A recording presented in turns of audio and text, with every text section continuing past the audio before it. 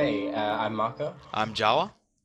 and we're here for the One Piece Forum discussing the future of Sanji and a possible Big Mom arc and all the future surrounding that.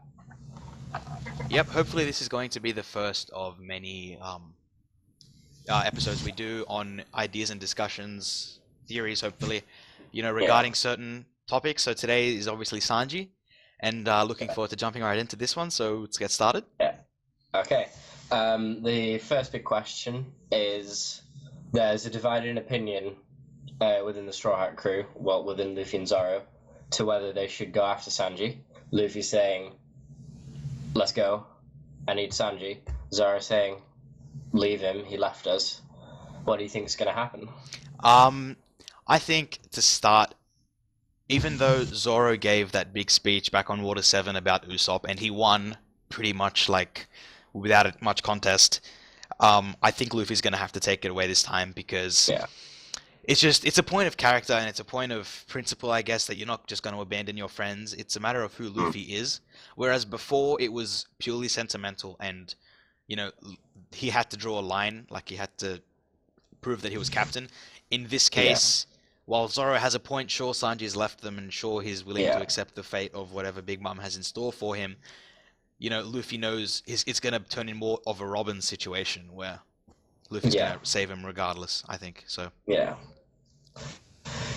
Yeah. And another thing is Sanji is very, very important within the Straw Hat crew because he's one of the top fighters. yeah. And Luffy sees Sanji as the guy who makes amazing food. Yeah, the meat. Luffy's not gonna leave his food and one of his best guys to go become part of Big Mom's crew. Yeah. No way, no way. Yeah. With regards to a Sanji rescue arc, there's a sort of a common opinion within like the online community that there's going to be a split within the Straw Hat crew. So say Nami, I mean, would be fairly useful. Brook, again, seems to know something. Maybe Chopper because he's been excluded from the story, but he seems to have more of an importance on Zoe. So maybe Luffy will bring someone else. But he brings half the Straw Hat crew to go get Sanji, and the other half stay on Zoe. Like, how do you think that's going to play in with Kaido coming? I don't think we're going to see a full Yonko, crew versus crew without all of the Straw Hats there. I'm not so partial to Law. Like, Law can be there. Maybe he doesn't have to be there. I don't feel obliged. But I really want to see all these matchups like we're used to, like we've seen on Skypiea, like we've seen on Alabasta, like we've seen pretty much everywhere. So if there is a split, I don't want to see a full fight. I don't want to see Luffy versus Big Mom unless it's a skirmish and they manage to escape. And I don't want to see, Law and Zoro versus Kaido. I would, because Kaido is occupied with the Kid Alliance, I would happily watch Zoro and Law versus Jack, if Jack comes in his stead, and then have them overwhelm. Not defeat him though, because I really want Jack to be defeated, around the same time as Kaido by Luffy. Oh yeah. So, just a skirmish. Jack backs off from Zo, and we see a Big Mom, arc or Sanji rescue arc propagate.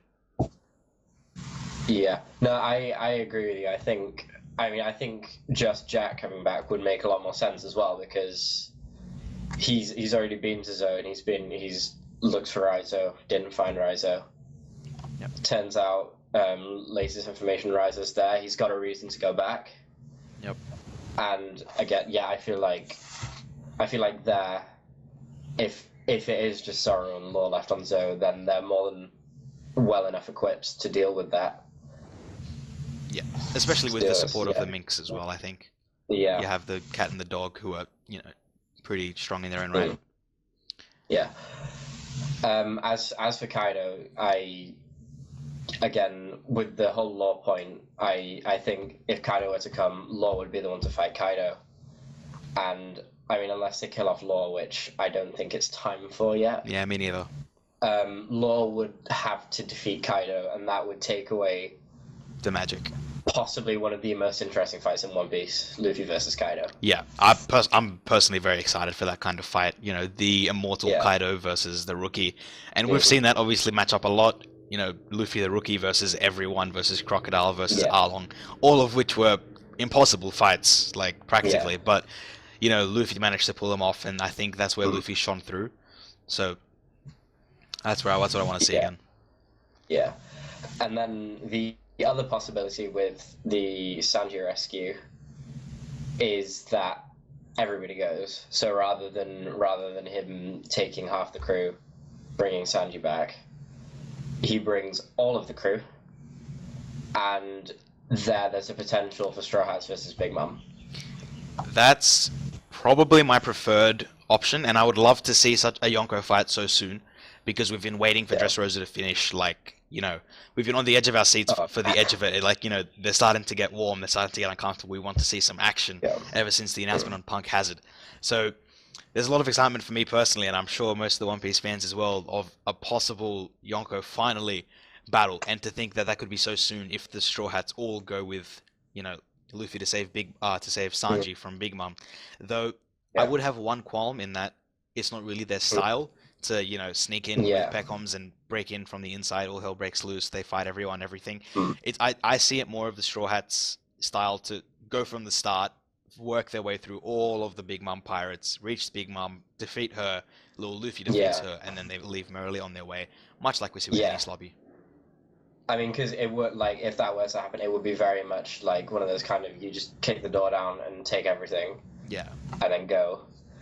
And then, I mean, also, again, I mean, in favor of the whole Straw Hat split, is you get a quite an exciting situation with Luffy and Lorenzo, Big Mom coming out because Luffy's taken Sanji and she's now even more pissed with Luffy, Kaido coming in because Luffy's destroyed the Smile Factory, well, not Luffy specifically, but the Smile Factory's gone. Yep.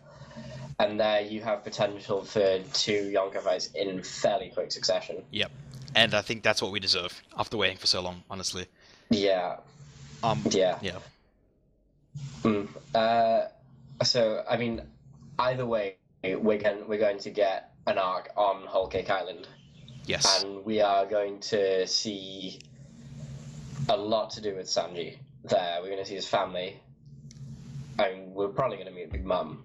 And we're also going to meet Big Mom's 35th daughter. Yes. And there's quite a few theories as to who that is, but is there any that you particularly like, or any that kind of strike you? There was a prominent one which was on the forum about Jewelry Bonnie, being the daughter of Big Mom, and it would work with a running theme of, I guess, you know, Lola, who's probably a daughter of Big Mom, same color hair, same effect of the lipstick, similar kind of attitude, same love of food. There's a lot of similarities and reasons you can draw. Personally, I'm not partial towards her. I don't really, you know, I'm not a strong supporter of this theory. I respect it. It's a very nice one. And I agree there's probably a good chance Bonnie's going to join, or at least be an ally at some stage, because of the comment she made after Dressrosa about, you know, being interested in joining up. Yeah, but I wouldn't be surprised if it's Bonnie, but I'm not expecting it. Yeah. I pretty much agree with you. Like, it'd be very cool if it was Bonnie, and it would be nice to see her in the story, because she seems to have quite a lot of importance, because I mean, there was the whole situation with her with Akainu and Blackbeard. Yeah. And then her power is very interesting as well. Yep. To being able to see that, and again, for the new world, that would bring a lot of strength to the Straw Hat crew. Yeah. Yeah. And then obviously the other side to the whole Cake Island arc, the Vinsmoke family themselves. Yes. Like, we know Sanji has at least 2 older brothers. Yep. And his father is the kingpin of Germa 66, who are some big underworld thing. Yep. Yeah.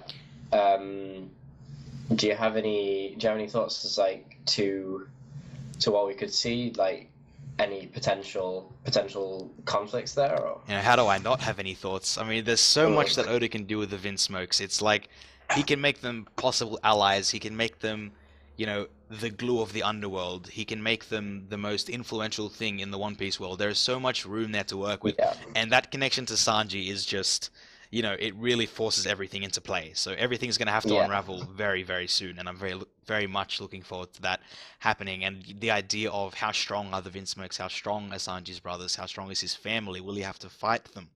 You know, all these questions are just flying around, and, you know, I'm really looking forward to seeing some answers. Yeah, you mentioned the underworld there.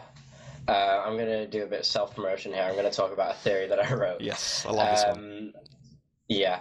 Okay, so you remember from Alabasta there was the whole Sanji Mr. Prince thing. Yes. Sanji is based off a character from a Tarantino movie who goes by the codename Mr. Pink. Sure. So, and obviously we know that Mr. Prince was a codename, but we didn't know where it came from. A lot of people assumed it was because he was some form of royalty. Yep. But now we know that there's the whole assassin kind of tie-in thing. Yep. Was that a codename he used for potential assassin work? Yeah.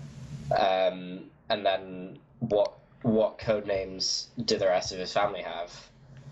And I mean, I don't think it's that much of a stretch, but his father could well have the nickname Mr. King. Yep. And we have the whole like deck of cards theme in the underworld. We've got Jack, we've got Joker, and Germa 6 are said to be quite powerful within the underworld. And Sanji's dad is the head, Mr. King. Could he possibly occupy that king seat within the underworld? I love it because when you like read through, when you first hear about, you know, Jack in Punk Hazard, I believe is introduced as the leader of the underworld, and then you obviously have that figure of Joker. And I personally never connected it until you came up with this theory that Jack and Joker are, you know, in a deck of cards. And that wouldn't surprise me at all if there was a connection, and if that led to a Mr. King being Sanji's dad or anyone else really in the underworld. You know, especially with the references to a deck of cards in the past, what with Ace and his spade pirates, Ace of Spades obviously, and the foreshadowing of Ace's death a few hundred chapters ago, where Luffy was crying holding an Ace of Spade cards and a deck of cards next to him. So clearly Oda's familiar with how a deck of cards works, how it is, and I think it would be very, you know, ingenious to incorporate that as a system of the underworld. So I really like this theory, Speaking of Sanji's dad, how strong do you think he is? Well, like I said, there's still so many questions. There were so many ways it can go. You know, you could have a frail old man scenario, like what we assume the Gorosei are, just a bunch of weak but political figures who have, you know, a strength in, you know, I guess, influence rather than muscle. Or he could be, you know, an admiral person who has both that influence and both the strength of that title. Because King of the Underworld, you know, when you're considering Jack, even though I guess you could attribute his strength to being a vice captain of a Yonko crew, he still has that influence in the underworld, along with Doflamingo, who also has that kind of strength. So I would like to see a strong Mr. King, or Sanji's dad at least. But I wouldn't be disappointed if there wasn't. I mean, again, that would then open up. That would possibly open the story more to his two brothers if his dad was just like the business head and his brothers were like the guys who did all the dirty work.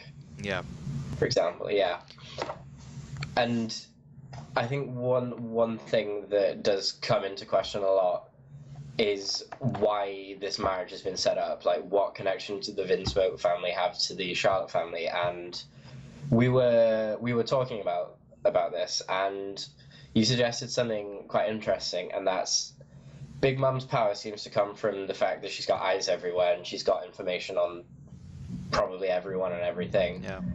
And that the Vinsmokes are her go-to guys for getting information.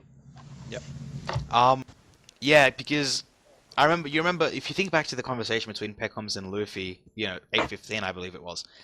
Um, Yeah, Peckham's was, he said that if Sanji rejected or declined the invitation to the tea party, they would send a head of someone he knew, either from the Barati or the Straw Hats, and they were shocked. How do you know about the Barati? And then his response came back saying, "This Straw Hat is power." Like, to have that idea, to have it as something concrete, because when it's introduced as, oh, well, Big Mom just knows everything, and that is power, like, it's a very intimidating thing. But if you can focus that on something like the Vinsmokes, if the Vinsmokes are taken out of the picture for Big Mom, that can be just as influential as destroying the Smile Factory was for Kaido, and that could really, really force her hand, and force, thank God, a Yonko fight between the Straw Hats and a Yonko crew. And yeah, it would very much undermine her power, so that would be really, really good to see. Yeah. Another question that would be raised if this were the Vinsmoke's role is they've known they will have known that Sanji was on the Baratie for 10 years or whatever. Do you think that would kind of show his importance within the family? Like, they've known he's been where he's been, but they haven't tried to get him back. Do you think that puts him sort of like being perceived as relatively weak compared to his brothers? Or just I don't think so specifically in that respect that makes him necessarily weaker. And I also think that if you consider Sanji's monitoring, like the fact that he was watched as a sign of weakness, or that we consider it a special case, that would undermine the quote that says, "This Straw Hat is power." Like, the power should come from like that idea that nowhere is safe. They have eyes everywhere. Big Mom knows everything, but like it's not that they watch Sanji because they know who he is, even though they do. But they watch him because they watch everyone. Like, that would be more impactful to me than oh, Sanji is the son. They're going to set spies on him. And when you commented on the brothers, that raises a big question. Maybe are we going to see alliances with brothers? That personally would be very interesting for me. Are we going to see fights? How strong are they? Are they going to be taken out of the picture? Are they going to be defeated? Are they going to go run away and maybe see them again? There's so much we could do with just the pair of siblings that Sanji has. Yeah, and like when it comes to the whole information gathering thing, another powerful organization in that respect, the world government. Do you think the Vinsmokes have people within the world government? Oh yeah, definitely. That perhaps manipulated the wanted poster, for example. The entire world of One Piece is corrupt. I mean, you have the Marines who, your ordinary Marine strives to be a good person with morals, etc., etc. But it's not hard to see what with Akainu's team killing and just the behavior of the Celestial Dragons as a whole. That higher up, when you look up the chain, there's none of that morality there. So it's a corrupt world, and infiltration in corruption is not a surprising thing. Like, the very nature of the corruption is to be infiltrated, I think. So it would not surprise me, and I completely expect Vinsmokes to have an influential or just a reconnaissance role within the world government. The strings puppet masters. Yeah. The last point that I have is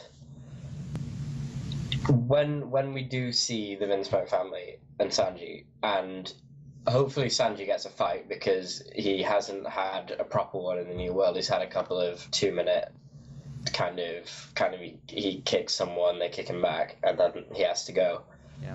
Are we going to see new things from him, power-wise? I expect so, because throughout, ever since they joined the New World, we've been getting the impression that Sanji started, backing off. I mean, when you think back to how Zoro was reintroduced as post-time skip, he sliced up a ship, whereas Sanji was just out shopping and hunting for women. Like, you just felt like I've personally have felt that there's this gap that's existed since the time skip, and it hasn't been justified, and I'm happy it hasn't been justified, because I want Sanji to be able to make up that gap with strength, with some show of power. Whether he unlocked it in the time skip or he will unlock it in this rescue in the upcoming few weeks, I don't really mind. But I really, really want to see some massive growth come out of Sanji, whether that's through Haki or through whatever else. So. Yeah. Yeah, I mean, you're talking about Haki. We haven't seen a lot from him on the armament Haki side, and I think one part that could be quite interesting is using Haki while he uses Diablo Shamba, and sort of being able to manipulate his armament Haki so that it coats his flames, and it makes them black, so like the black leg thing kind of comes through. I think that could be pretty cool. Yeah, it's an awesome idea. I mean, for one thing, it reminds you of something like the Amaterasu from Naruto, which is black flame burns eternally until the target is dead.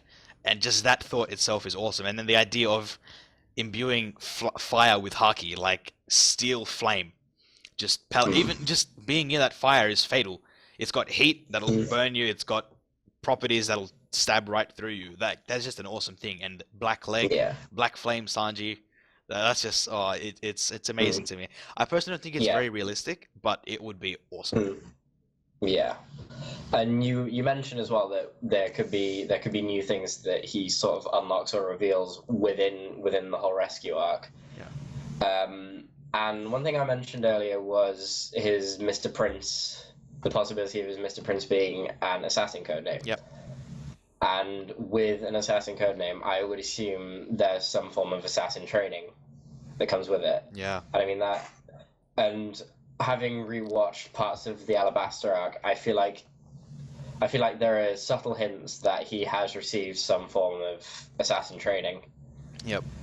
In that there was the whole scenario where the Straw Hats had been captured by Crocodile. Yeah. And he was the only one left on the outside. He called Crocodile. He was saying, "Oh, this is the shitty restaurant. It's Mr. Prince." And then there was a situation where Crocodile thought he'd been shot, but I mean, Sanji had planned that. Like, that kind of forward planning, I don't think would be spontaneous. I think would be something that he's learned to do from a young age. I agree. I mean, I can see it as a character trait, but to me, I think it would be more of an interesting aspect to Sanji's character if that, strategic, analytical side of him came from some kind of assassin training, through his involvement with the Vinsmokes. That would be, pretty awesome. And you commented on the scenario in Rainbase. I think that was also, and even Annie's Lobby as well. They both seem so well planned, and that cunning. Especially, I think Oda commented once, I could be wrong, that Robin was the smartest. So I think that cunning is external. It's come from somewhere else, and it's not something Sanji thinks of, off the top of his head. It's something he's been trained to do. So I think that's just really awesome. Yeah, for sure. And then we're probably going to find out within the upcoming few weeks and months what's going on there. Yeah, we'll get the full backstory. We may even find out more about his "I won't hit a woman" kind of thing. Yes, I'm very curious to see how that's going to unfurl. We have the idea that you've brought up about his childhood trauma, where I think his father was beating his mother, and he swore never to, see a woman experience that again. So he's never going to hit a woman. And I had the idea that it was just belted into him from childhood by his parents. So either of those I think would be very, very, good and realistic. Yeah. Another sort of code of conduct thing he has that I forgot to mention when I was talking about assassin training is that he fights with kicks only. Yeah. And so far that's limited what he can do power-wise. Or like technique-wise even. Do you think we could see him start to use his hands, like in more sort of life or death situations? Personally, I don't want him to. I mean, I wouldn't mind seeing an armament punch if someone's bound his legs, but I don't think he's going to change his. Like, he has as much chance of stopping fighting with his legs, to me, as much as Zoro has of just dropping his swords and doing the same. Like, I just see it as something that's not going to happen. Maybe, like, even just an armament punch, that's enough with your hands, as far as I'm concerned, when you have so much at your disposal with your legs. Like, I don't expect him to set his hands on fire like he sets his legs on fire. So I just think, seeing something with his hands... We did see that fight with the Noodles guy, I can't remember his name, when he had the knives. Like, he clearly has skill, but I don't think he's going to give up his favored leg, black leg style. Yeah, yeah, yeah. I do mostly agree though. At the same time, I think it'd be interesting to see him push into a corner where like, he has to punch his way out. Possibly not punch a woman. Yeah, that would be a disaster. But yeah, where he has to compromise to get out of it alive. Yeah. And I think that's it. Yeah, I think so too. Thanks for watching. Yeah, thank you. Leave us a comment. Tell us your thoughts. And check out the other videos on our channel. Frankie and Mapache do a chapter review a few days after the new One Piece is released. And those are really interesting. You should definitely check those out. Yeah, 100%. Yeah, thank you. Thanks for watching, guys. This has been Jawa and Marco signing off.